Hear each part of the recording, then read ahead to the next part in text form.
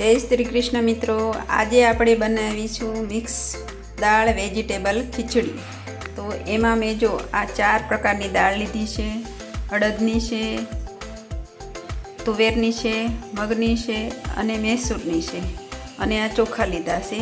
હવે આપણે આ બધું મિક્સ કરી અને પહેલાં ખીચડી બનાવી લઈશું। જો મિત્રો, અમે કુકરમાં પાણી મૂક્યું છે। હવે એમાં આપણે આ ખીચડી ઓરી દઈશું। આપણે પહેલાં સાદી ખીચડી બનાવી લઈશું, પછી એનો વઘાર કરીશું। જો મિત્રો, આપણી ખીચડી બનીને રેડી થઈ ગઈ છે। હવે એમાં આપણે આ બધા વેજીટેબલ ઉમેરીશું।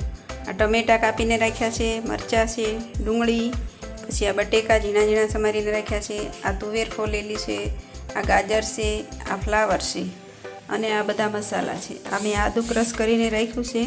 પછી આ લવિંગ બાદિયાનો વઘાર કરવાનો છે, આ મીઠા લીમડાના પાન છે અને આ લસણ થોડું છે। હવે આપણે આ તવલામાં તેલ મૂકી હવે આપણે એનો વઘાર કરીશું। જો મિત્રો, આપણે આ તેલ મૂકી દીધું છે।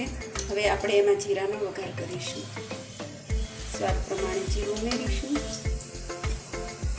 પછી એમાં હિંગ ઉમેરીશું, પછી આ લાલ મરચાં ઉમેરીશું, પછી આ લવિંગ બાદિયાનો વઘાર કરીશું, પછી આ લસણ ઉમેરીશું,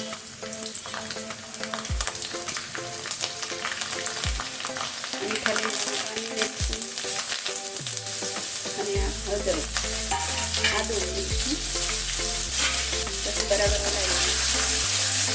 હવે બધા વેજીટેબલ ઉમેરીશું। ડુંગળી, બટેકા, ગાજર, તુવેર, ફ્લાવર, મરચાં, ટમેટાં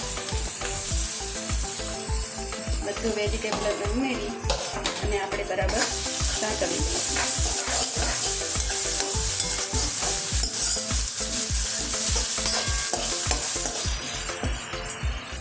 હવે આપણે આમાં બધા મસાલા ઉમેરીશું। તો સૌપ્રથમ હળદર ઉમેરીશું, ધાણા જીરું પાવડર, સ્વાદ અનુસાર મીઠું।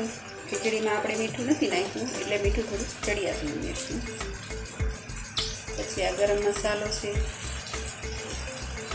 અને આ લાલ મરચું પાવડર છે।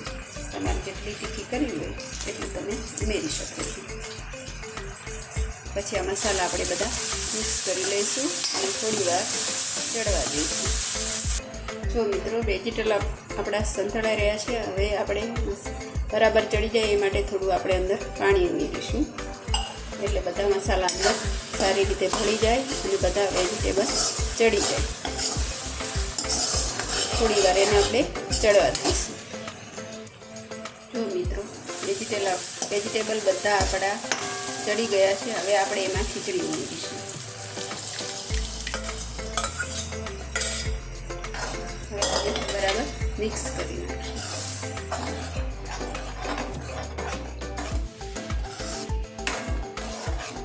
થોડીક એને વળવા દઈશું।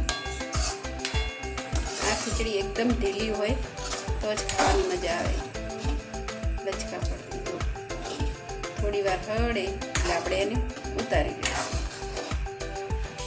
જો મિત્રો, આપણી મિક્સ દાળ અને વેજીટેબલની ખીચડી તૈયાર છે ખાવા માટે।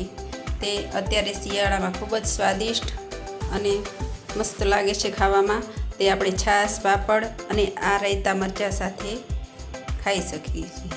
તો તમે મારી આ ખીચડી જરૂરથી બનાવજો અને મારા વિડીયોને લાઈક, શેર અને સબસ્ક્રાઈબ કરજો।